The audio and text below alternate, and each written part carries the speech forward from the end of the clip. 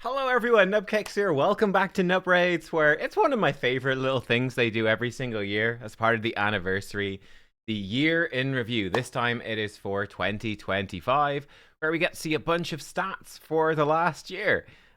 You can also see some personal stats. I'll figure out how to do this here. One note, I did say, log in. I logged into the thing, and it brought me to the Raid web store, which I've never actually looked at before, so that was sort of interesting, I suppose. So I don't think you need to log into the web store or whatever. I don't know. I think they wanted us to do videos promoting the web store when it first came out, and I was like, I don't know, but they got me by accident. They suckered me in with this banner, the bastards. Anyway, let's see some interesting stats. So for Arena, there's Palace. She's the new really strong, crazy good legendary from that nobody had obviously in 2025, so nobody has in 2026 yet. Most banned champions by tier, that's insane. Bronze is Arbiter, silver is Arbiter, gold is Alice the Wanderer. What how is that a thing? That is bizarre. Why would you not ban Arbiter over Alice? Or like, why is Alice being banned in gold but not in silver or bronze? That is so absurdly strange.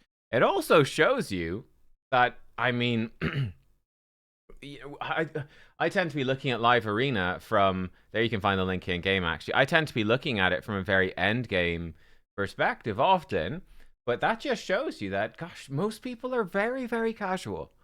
You know, like for Alice to be the most banned, she's certainly not the most banned in the games I play. In fact, I don't think I've ever seen her really picked in Live Arena because, I'm looking at far stronger champions, but it shows you most people are incredibly casual.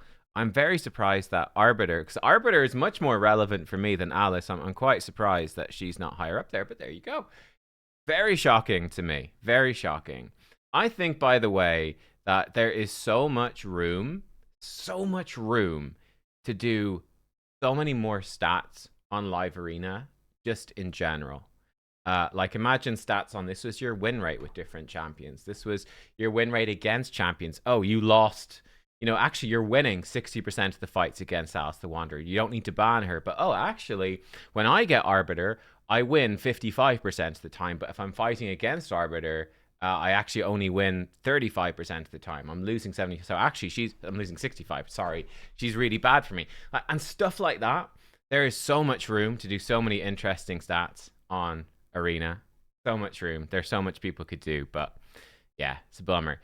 Players with the most seasonal league wins. You got Mad Artemis, S Fidelmus from SP, Just Panda from SP. I know Panda. I don't know the other guys. I don't think.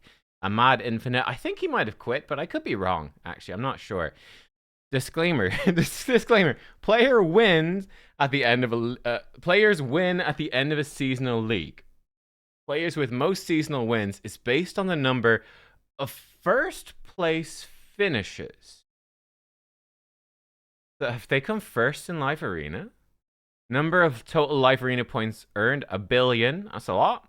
Number of Live Arena battles fought, 122 million. Again, that's quite a lot.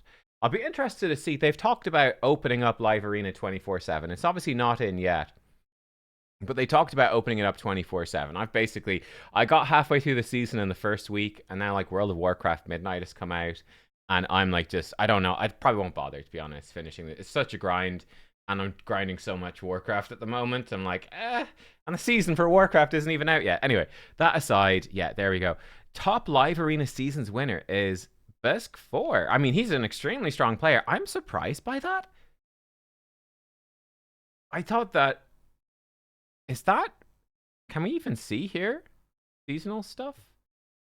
I thought that Crypto won most of them. No players on the leaderboard. Really? That seems unlikely. At the global leaderboards, no participants. Am I on the test server by accident? Nope, I'm on the real game. I guess it's just fucked. I'm very surprised. I genuinely thought that Crypto, I don't even know what clan he's in to see. Oh, server maintenance is progress. Okay, well, there we go. That's why. I genuinely thought Crypto had won the most. I'm somewhat questioning some of these stats. This seems a bit... I don't know about that. I'm sure I wouldn't be shocked if Bisq 4 has won some, and the guy's insane, but I don't see any crypto here. I would have sworn that crypto has won most of this season. Maybe not all of them. Maybe he stopped winning them. I don't know. I haven't really looked, to be honest. I don't really give a shit about the top 100 live arena players because I just don't give a shit. Clans. There are 72,000 active clans, 42 billion clan goals spent. That's interesting. There were 45, almost 46,000 new clans in 2025. And there's 72,000 total. So, I mean, it's over half. Over half are new clans, which is kind of what you'd expect. Like, so many new players coming in. But obviously, you know, the longer you play, the more it falls off, right? Total clan versus clan tournament points won. A trillion points or something crazy. I don't know. That's a lot of numbers. It's a lot. For Hydra, dead content, 443 million heads decapitated, 53 million chests won. Cool. Chimera, more interesting. So Chimera was the new thing at the end of 2024, so December 2024. So it's been new for 2025. Most used champion on easy is Alice. This is fascinating. Most used champ on normal is Ninja. On hard is Ninja. Then Brutal Nightmare and Ultra Nightmare is Lydia. Not really surprising, right? She has so many tools for actually doing Chimera trials, and you know, she's got Fear for the Ram form. She's got Block Active Skills for the Viper, Decrease Defense and Weaken. She's got got lots of stuff useful for it, and there have been they try to improve it by buffing some champions, but I still think nonetheless, certainly compared to Hydra in its prime, I think that there's far less diversity and far less options for diverse picks in Chimera compared to Hydra. It's one of the problems with the mode. So I'm not shocked to see Lydia up there. What I am shocked by is Ninja. They brought Ninja back. I think, maybe it was in 2024. And Chimera came out at the end. Let me see if I can find that. Let me pause. Hang on. Okay, yeah. Shout out. Deadwood, my dude. Ash had a video on this, though. So it was in the middle of 2024. July 2024, they brought Ninja back for free for everyone. Okay. So this actually, I suppose this does make sense then, that a lot of casual players, anyone casual who sort of started in 2024, if you're not playing all that much, you know, you're going to be struggling on Chimera. So yeah, it's not surprising that Ninja would be used a hell of a lot. And these players, they probably don't have Lydia yet, but they've got Ninja. So actually, that does make sense to me. Alice then was the free promo. Again, earlier, I think she was early 2025. I think that was January sort of time. Was the Alice event, start of 2025. I remember using her in the free-to-play challenge, whenever that was. So again, that's not surprising. It's a little surprising that Alice wasn't up higher then, right? That you know, new players coming in without Ninja. So this is 2025, remember. That players from mid-2024 outnumbered the new players for 2025 through normal and hard. That is a bit surprising. I think it's certainly interesting that it swaps from Alice to Ninja, because, you know, there was no way to get Ninja once 2025 had begun. Maybe the promo code was still going by then. I don't know, but yeah, all right. Most completed trial. Damage Chimera within 3 turns while your champions are under 5 unique buffs. Not really a shock. That's very easy, so cool. Total Chimera trials completed, 106 million. Again, I still think that Chimera trials are still probably a bit too difficult and exclusive. Also a little bit pointless on the lower difficulties. So yeah, I think there's a lot of room to improve that. Number of Empresses summoned, 178,000. That's interesting. It gives you an idea for like the more... It's quite a big number, actually. In the sense, you know, obviously there's like millions of people actually playing Raid, but a lot of players, the huge majority, are going to dip their toes in. They're going to play, they might play for an hour or two and quit. They might play for a few days and quit. You know, again, it's going to be like a curve, right? Where it starts with loads of people install the game, give it a go, and then it falls off probably pretty steeply. But then I say it probably plateaus out. So yeah, obviously some of the players with Emrys will have quit. There's obviously some very active, engaged players right now as well, working towards Emrys that haven't got him, that are playing a ton. But yeah, I mean, that's a rough figure. There might be 100,000. Let's say if almost half of them have quit, which is maybe a bit too harsh. Probably not true. I don't know. But let's say 100,000, like really active, engaged players in like the mid to end game. I'd say you sort of get Empress or in mid late game, sort of is when you start to get him. It takes a good bit of playing Chimera, so that's interesting. So yeah, cool. Kind of expected number from me, to be honest. All right. For Siege, clans with the most Siege victories, Legion des Licks B, whatever that word is, Czechoslovakia, the entire country have teamed together. Well, actually, there's the old country, wasn't it? Isn't it Slovakia and Czechia now? So Czechoslovakia, the two countries, they're back together in raid. Bridging gaps. Should they be bridged? I don't know. Greeks and Greeks too. Congratulations. Whatever this word is, and then Paladins. Good for them. They earned 1,040 victory points and 26 siege wins. Cool. Again, I'm not really up to speed on who is winning the most sieges. Quite possibly could be them. So fair play. Most used siege trap. I think our clan basically never uses siege traps. And we are one of the top clans in the game. Place a bomb debuff on enemies under stone skin at the start of the battle. Can't be resisted. I've never even seen this in practice. I don't know how much damage the bomb does. It seems useful though. I mean, it sounds on paper, it sounds like a good one. I don't know if it does break stone skin or not. Don't know, but it seems cool. 137,000 Lamassu summoned. I'm a little surprised, actually. That's interesting that Empress is easier to get than Lamassu. Was she... I don't remember actually genuinely which one was added first, Empress or Lamassu. I'm a little surprised by that. Because like Siege, you can sort of participate. Doesn't really take much to get points for Siege. I guess you could not win much stuff and not be getting progress towards her, whereas you can be making steady progress towards Empress every week. Okay, cool. Again, cool. All right. Most popular Siege condition, only support champions. I do think like probably the rare only condition is the hardest one. But support only condition I think has the advantage. Number one, it's also extremely difficult. But number two, it also forces enemies to waste their support champions on conditions. And support champions are so crucial. So you end up having to use ridiculously good champions, and then you don't have them for the Great Hall or whatever, the Fortress, Stronghold, that. Most used champion in Siege being Arbiter, not really a surprise.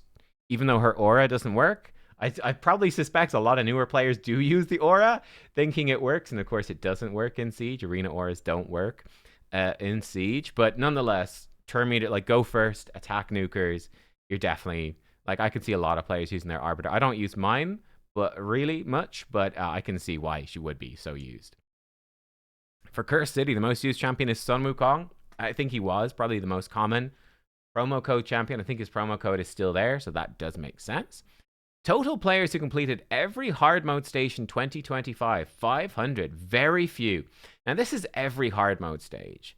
I think for me, I think we've just had a reset. Oh, yeah, and the game's down. I think I generally do complete every hard mode stage now. So yeah, I will probably be one of them for 2026. But then at the same time, it's also possible that there might be a month where I forget to do it or just don't bother because I have to re-gear some champions or whatever. But it's very difficult to do this, but it's easier now than it has ever been. Because again, just the power creep, lots of new champions coming out. Relics as well have made it easier. So it is easier. Number of victories against Amius, 1 million. Cool. Faction Wars hard. What does that mean? So the most cleared faction crypt is Barbarians with 2.9, almost 3 million. Hard mode. That's not a massive surprise because I'd say Armans, really. And Syl is okay, but if Armans in particular was a fusion from the previous year. So I think anyone who would be capable of clearing hard mode would have Armans, and he is massive for any of the wave-based content. And then you do have some very strong champs. And if you're lucky enough to have like Odin or Freya, whatever, yeah, like it is a crypt that you can do. I think it's difficult actually to farm it in a sense, but like my farm team is a bit slow. I'm lax because I don't have Odin. I guess if you got Odin, it's pretty straightforward. I don't have a good decreased defense champ, but yeah, cool. It makes sense. This, though, the most challenging boss, stage 14 of Dark Elves? I think it is the purple boss. I'm pretty sure. Yeah. So yeah, but that's hilarious. Not stage 21. I wonder, I guess it's like, what does that mean? What does that mean? The most challenging boss. What quantifies most challenging? I'm assuming it's most players who attempted the boss and failed, right? So I guess a lot of players haven't got to stage 21 of a lot of the crypts. I guess they have got to stage 14 of Dark Elves and they can't beat it. It's probably most players stuck on a stage. This makes sense. I think this will obviously improve for 2026 at Naldua. Naldua definitely helps. She makes life a lot easier, bringing a good revive for the faction that people could actually get. But yeah, this is the purple boss. Dark Elves is a pretty shit faction, let's be honest. So yeah, it's actually funny. I do think that the purple boss on stage 14 for some factions, funny, is legitimately more difficult than several of the other bosses on stage 21 for some factions. Like, it is absurd.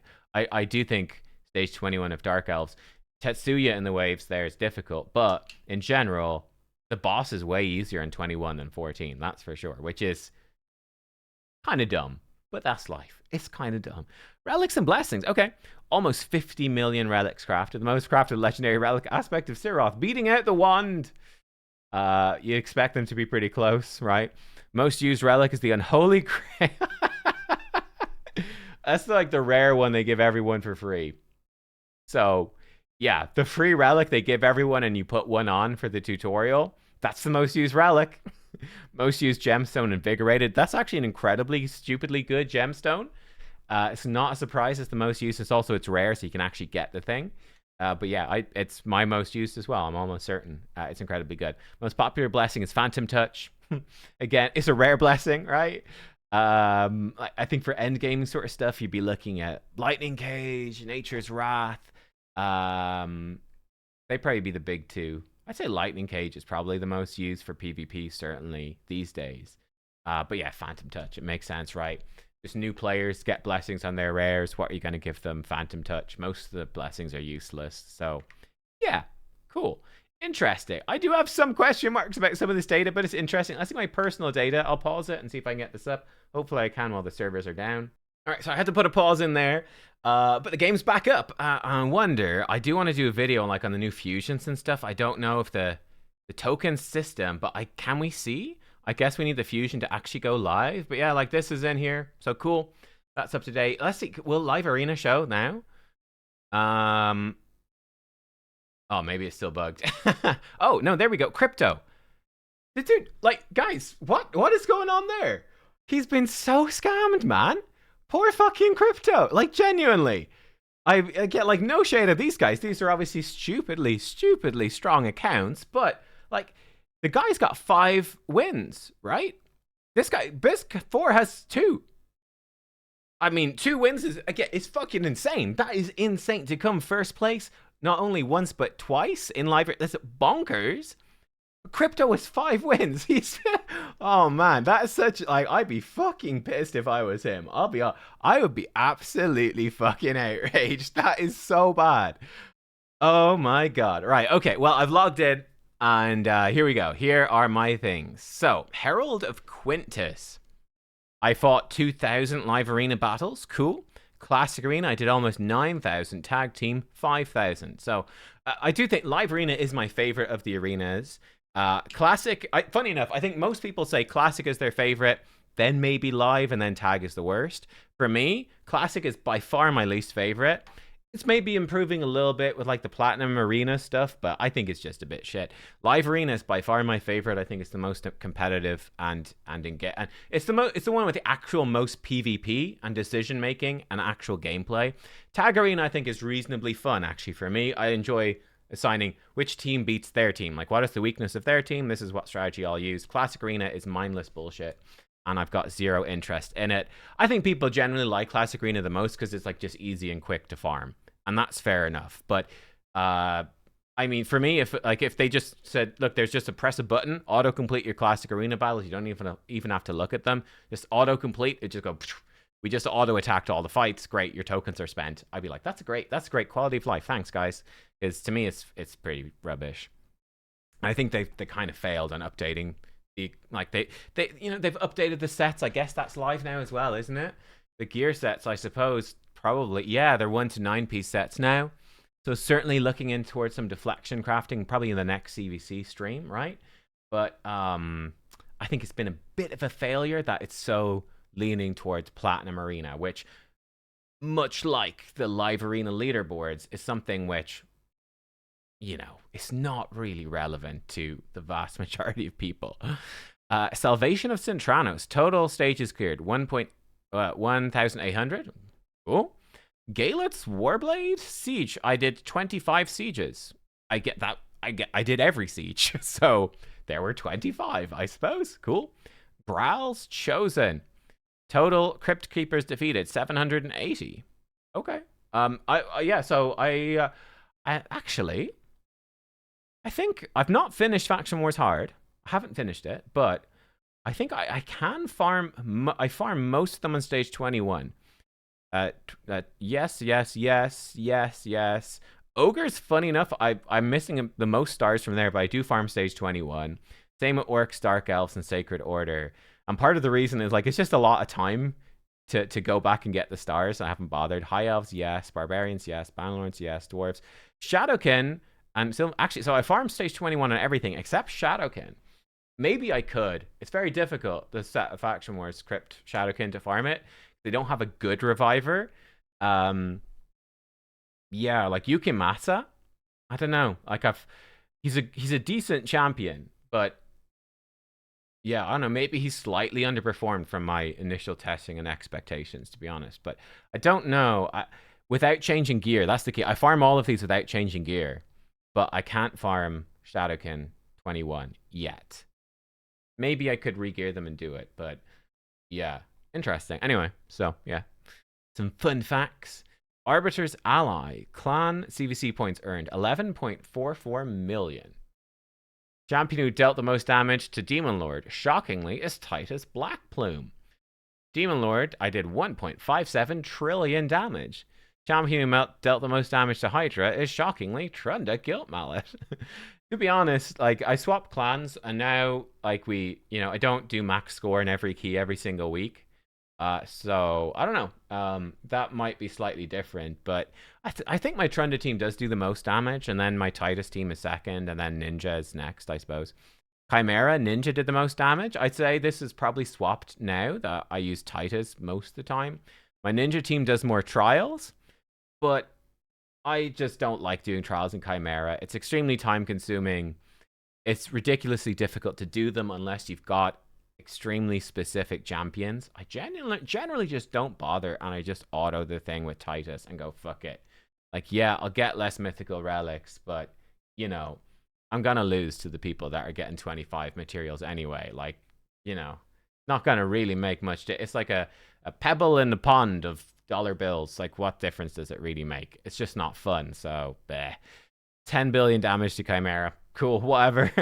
Lysanther's Apostle. Times you defeat Chimera, 104. So 2 keys every week for 52 weeks. Sounds about right to me. Oh, there's more stuff here. God, they're really throwing in this banner to log in everywhere. Great. Interdimensional Warrior. Dungeon Boss, Queen of Hearts. I did 1,600 battles. I completed stage 30. For Corrosa, I did 1,200 battles. I beat 30. For Shredder, 1,800 battles, beat 30. It's probably Shredder was like the easiest. Corrosa was the hardest. Queen of Hearts. Okay. Interesting. Was Shredder Chronophage? I think he might have been Chronophage. I'm surprised I did that many, to be honest, compared to Pinpoint, but there you go. I guess I farmed a decent chunk of Odin. I don't know. That's interesting. Okay. Disciple of Vulcanos. Total gear crafted 9,500. My most popular blessing is Brimstone. That is really surprising. That's really surprising. I mean, I've got some champs with it. Like, if I look at most of my top champs, I mean, there's a few, to be fair. I guess it's like the Faction Wars, like the 1-star Faction War champs, like slap a Brimstone on them. I feel like I've got quite a wide range. I mean, there's definitely a bunch of Brimstones in there. But, yeah. That's interesting. Okay, cool. I would not have guessed that, though. That's cool. Molly's Regular. Champions upgraded to rank 6, level 60. I did 34. I'd say my previous years were far higher. Nowadays, it's only like really good champions. I generally just sort of slow farm. Basically, if I'm not actually using a champion, like I pulled a Zavia, I got a Chalco. Would actually probably use Chalco at some point, but I don't have a soul for him. But like I'm generally like getting champs. I'm just like giving them some quick brews for some quick points for champion training, and then I'll slow farm their masteries in Minotaur at some point. But yeah, I won't necessarily, and I've got most champions are level 60 already, so unless I'm actively going to use a champion, so some fusions, mythicals, that sort of thing, I guess it's actually relatively uncommon that I do get something up to level 60 these days. Because I mean, like I said, I'm farming pretty much all the content. You know, it's the truly exceptional champions that actually get power leveled quickly. Champions like Predator. Whenever I pull Naldwa, I'll probably just power level her for faction wars, whatever, that sort of thing. But yeah, total champions awakened 215. I wonder if that's new ones. I feel like I've got quite a lot. Because I throw empowerment on basically everybody. I guess not the reserve vault, but I feel like I've got empowerment in most of my epics. I feel like it's more than 200, but maybe I'm wrong. It's certainly it's plenty anyway. Maybe it is 215 exactly. I don't know. Lumia's favored. Champions you use the most. Marius. Champion used most in Siege. Lazarius. And in Siege Defense, Lazarius. I think that's going to change. Lazarius has definitely fallen off a little bit. He's not bad. He's still a great champion.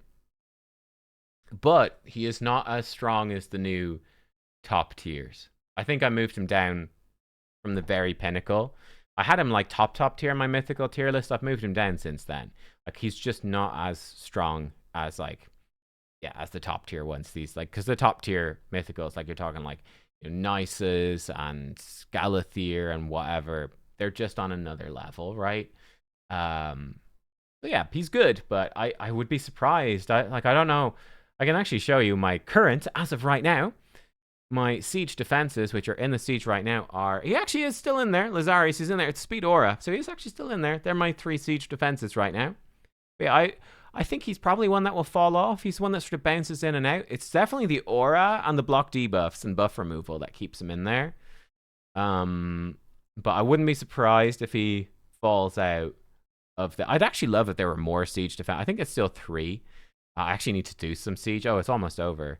I kind of missed this one. I need to go back and do it. Yeah, probably too much World of Warcraft. But yeah, there we go.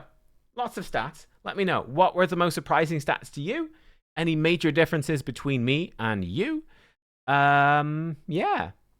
That's kind of cool. Okay. Yeah, okay. Some surprising stuff. I definitely feel like something's gone a bit wrong here. Poor old Crypto. Poor Crypto has been fucked. And yeah, there's some interesting stats going through. There you are. The hardest Faction Wars boss is stage 14 of Dark Elves. Hilarious. Right, guys, thanks for watching. Some fun stats. I'll see you all next time. Goodbye.